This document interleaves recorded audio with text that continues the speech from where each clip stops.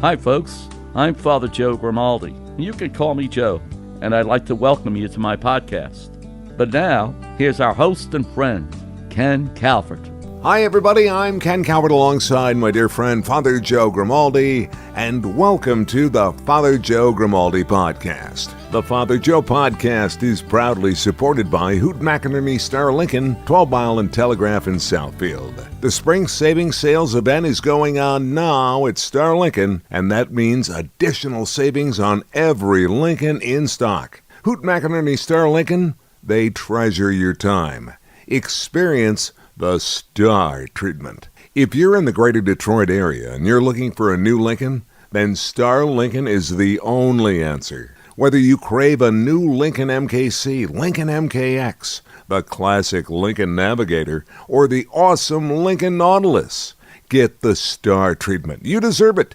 Give them a call, drop on by, and you'll see why. They've been in business for decades. Both Father Joe and I are driving the Lincoln MKC, and I love mine. In a hurry, shop online, starlincoln.com.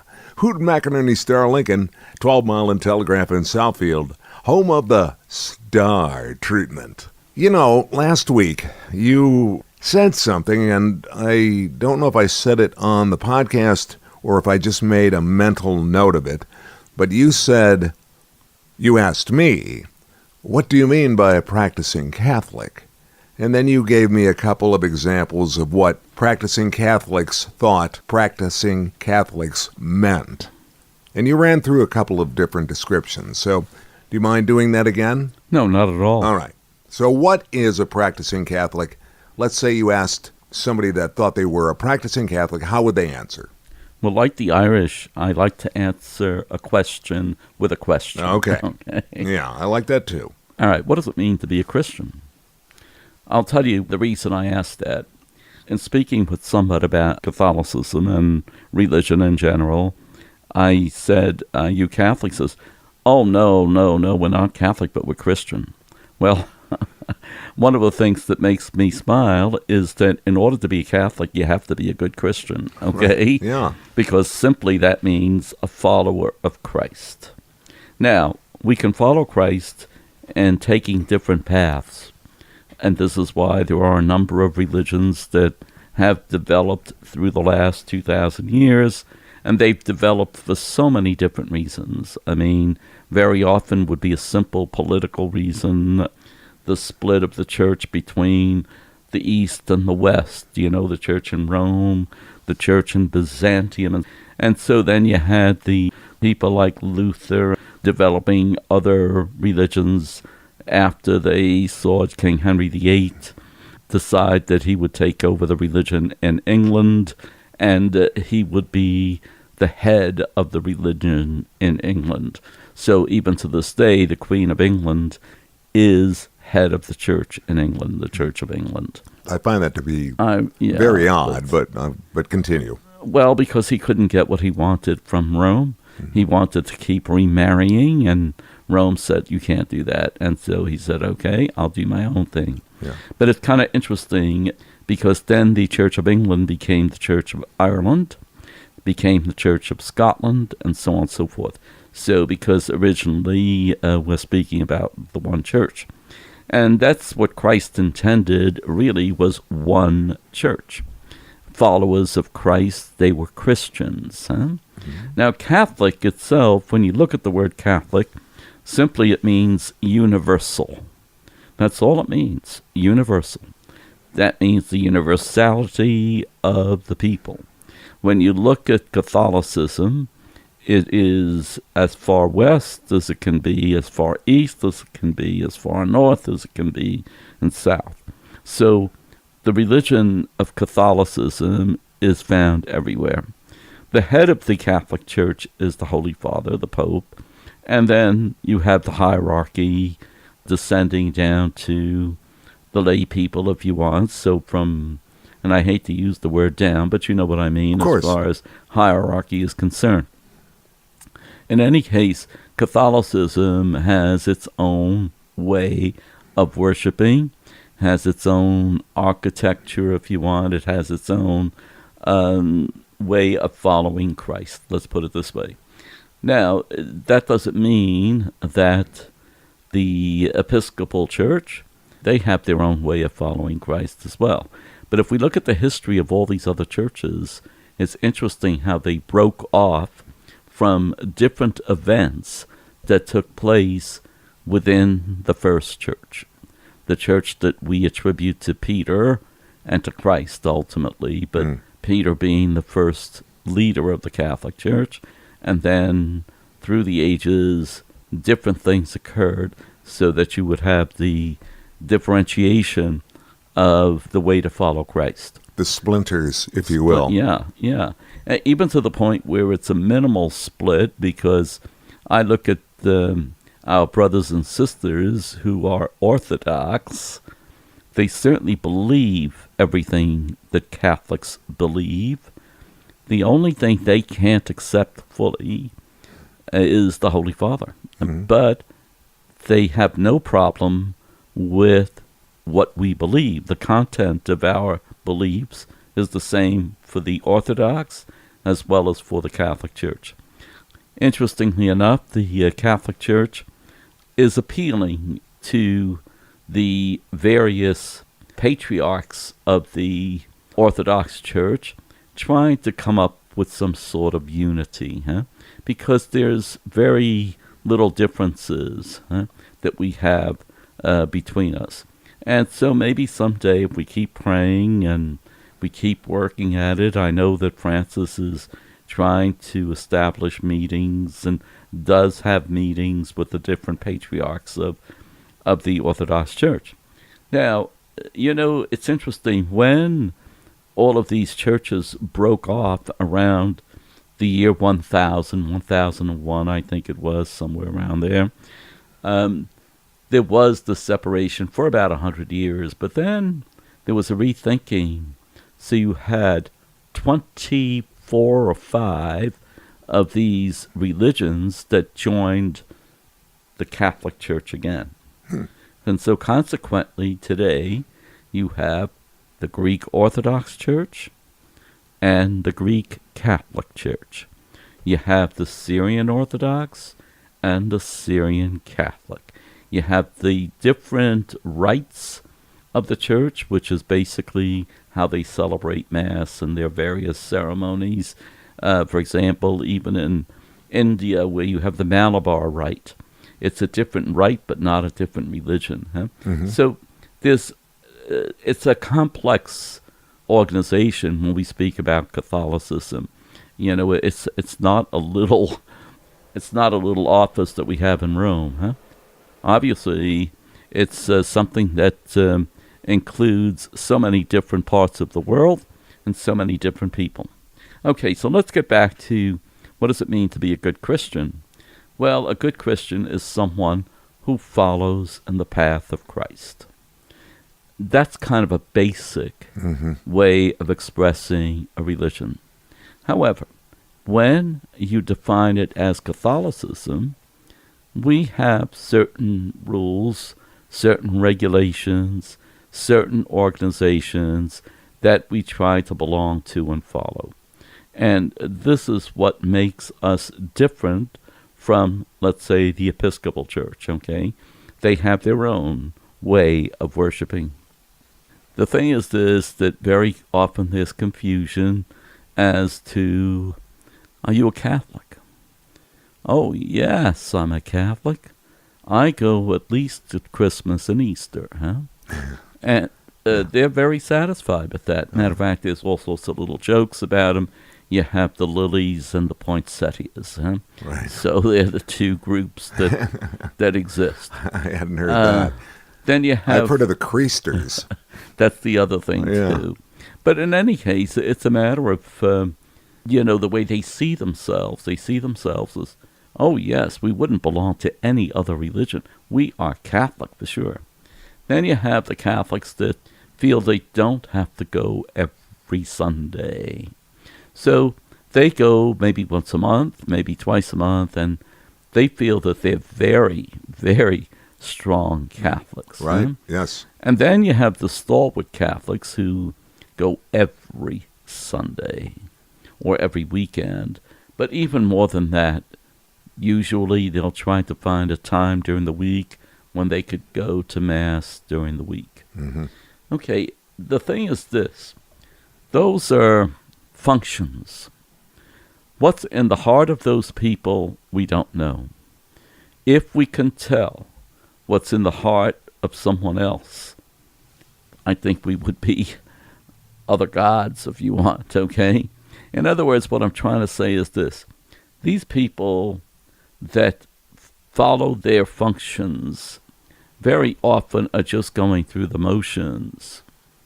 That's not a nice way of saying it, but there are people that just go through the motions. In other words, they will go every Sunday because that's what they have to do. Mm-hmm. They feel obliged to. They oblige to the yes. rules and the regulations. Yeah, it's not that they want to necessarily go, but they go. So there are people like that, and there are people that say, well, okay. I'm only going because I have to. Yeah, and I won't get into heaven if I don't go every Sunday, okay? Oh, okay. This is the other thing, too. So what happens there, though, is that it's the same idea of people that there's nothing wrong with this in itself, but they have their special seat in church.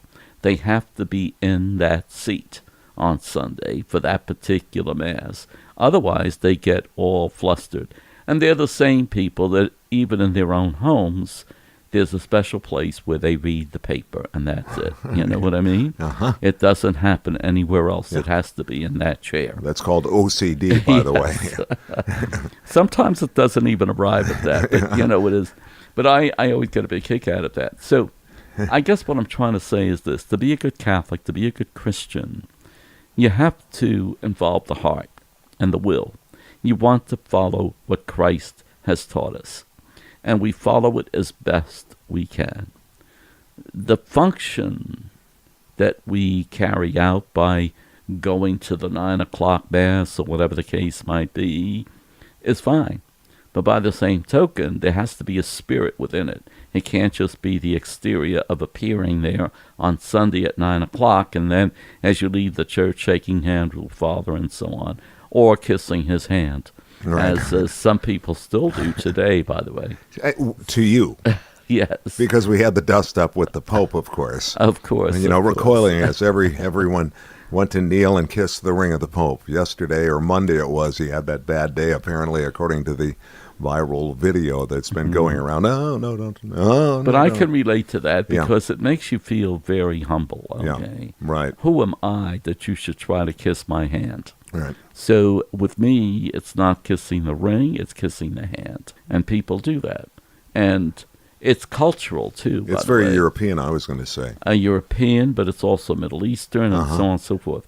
So that these people... Well, they think you're blessed. Oh, yeah, there's no question. Yeah. The bad part of that is that we're all human beings. We have all the faults and failures of all human beings. No one is better than someone else. We're both trying to do the right thing. Well, you can't tell everybody that. No. Well, I mean, you are right. You're correct. I guess the only reason I was saying that is because we all muddle along, trying to do the right thing, trying to be followers of Christ, and we fail. We pick ourselves up, and we fail. We pick ourselves up, and we fail, and so on. So I think what happens is this. We don't want to put the cleric on a pedestal.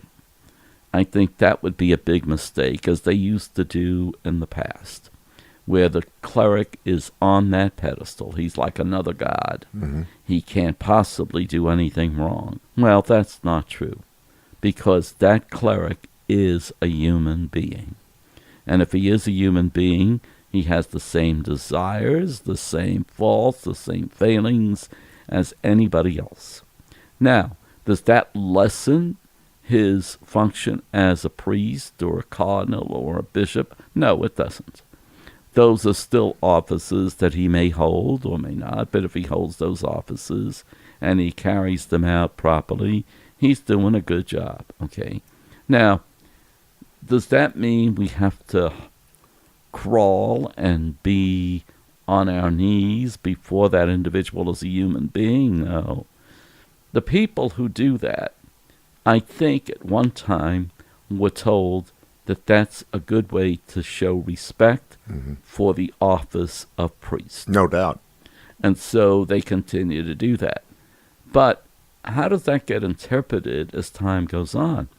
Very often people say, well, he's the priest, you got to do this. Well, he's a priest, but he's also a human being, and so we shouldn't forget that. A simple handshake or whatever else other people do to show some sort of respect would be fine. Right. You know, this whole idea of how do we show respect is tied to the cultural as well. For example, kneeling and standing, this has baffled people through the ages, okay? And yet, if you look at why it has baffled people, because culturally it is more reverent, if you want, to stand before a higher being than it is to kneel or this type of thing. So it depends on the culture. I did not know that. So, but it's kind of interesting that, we just assume that, oh, look at those people. There are people that stand during the Eucharistic prayer. Now, Catholics get shocked at that. Why are they standing? You're supposed to be kneeling. Well, they're not from here. This is the way they were taught years ago. The standing in their mind is a sign of respect. Can I ask a question? By all means. All right. Going back to something you said, the practicing Catholic and the definition of the individual, okay?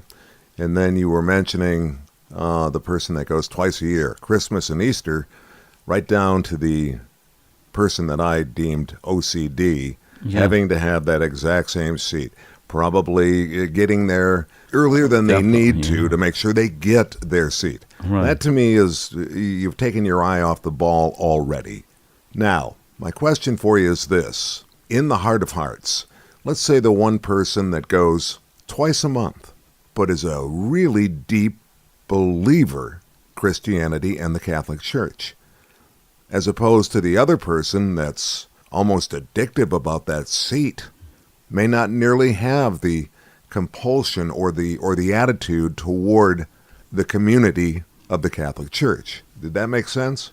Not only does it make sense, it's right on. Okay. It's right on. So because we don't know what's in the heart of other people, huh? Right. And this is what's always fascinating to me. That person that only goes twice a month, we have to speak to that person and see where they're coming from. It could be family situations that prevent them from going more often. It could be sickness that prevent them. And also because they're occupied in one other type of situation. To take, for example, the surgeon who's doing surgery on Sunday. He obviously is not going to be able to be there on a particular day, you know. So we don't know what that person is doing outside of going to church. I look at it this way. We cannot judge what somebody else is doing or isn't doing. I mean, the only way we judge is wrongly. We don't know. We don't have the facts. So why are we judging? We love to judge. So I think it's part of our nature to judge. But we don't know really what that person is going through or what he's doing in the world. You said it yourself. It's very hard to see what's in the heart of somebody else. They may be very good people. And this is the only time they could get to go is twice a month. And they do it with all their hearts and energy and so on. Now, as I said to you before, you call them OCDs, which they could be. But some people just say, well, if I'm going to get to heaven, I have to go to Mass. Let me see. What does it say here? Every Sunday. Otherwise, if you miss, that's going to be it. You're going to hell. And I have to go to confession at least once a year because it does say you have to go sometime during the Easter season in canon law. Therefore, I have to go there. If I miss that, I'm really in trouble. I'm doomed. Yes, I'm doomed. And so that kind of person is not worried about following Christ. I was hoping you were going to say that. No, I mean, we still can't judge what they're thinking, but by the same token, if we just look at the facts and we see that this is all they're doing, well, they missed the point. Yeah, it's a compulsive disorder at that point. Yeah, you're supposed to undiagnose, but it is. But if you go into church because you want to go to church, that's the ideal. And if you go as often as possible, that's the ideal because you want to go to church. You enjoy. Yeah. And enjoyment, at least you're satisfied. When I say enjoyment, you just aside with accomplishing something that's just good and healthy for the mind and soul. Yeah. Again, it gets back to, and I love the fact, community. You're with a community of people that you may or may not know. Many you will, though. You certainly know the priest. And you come out usually feeling pretty darn good. Well, you know, especially if it's a Father Joe homily. Well, I'm sure. Yeah. No, one of the things I want to mention, though, that's the secret sauce for his masses, by the way. Yeah.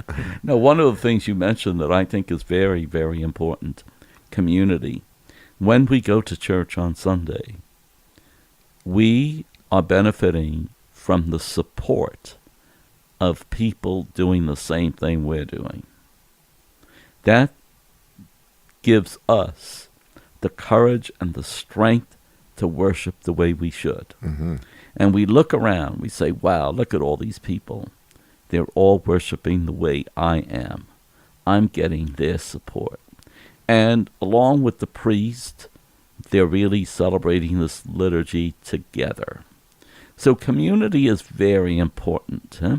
If you stay at home, and even though people cheat, if you want, because they'll turn on the TV. Now, if they're really sick, that's a different story. Of course. But if some people just say, well, I have it on while I'm doing my cleaning and stuff, that doesn't count. Reading my email. Sure.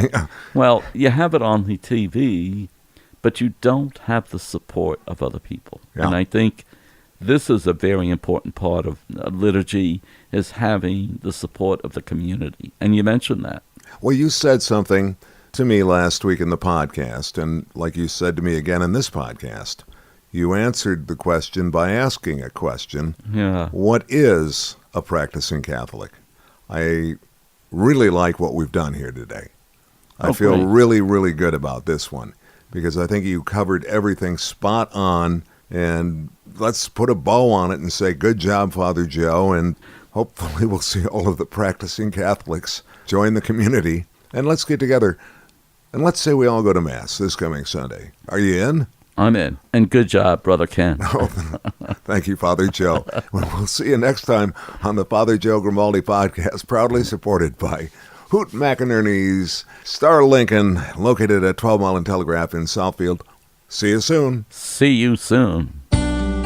This is Father Joe Grimaldi, and I look forward to seeing you next time on the Father Joe podcast. If you'd like, you can email us. It's frjoepodcast@gmail.com. That's frjoepodcast@gmail.com. We're also on Facebook. Simply search Father Joe Grimaldi. And thanks for listening, everyone.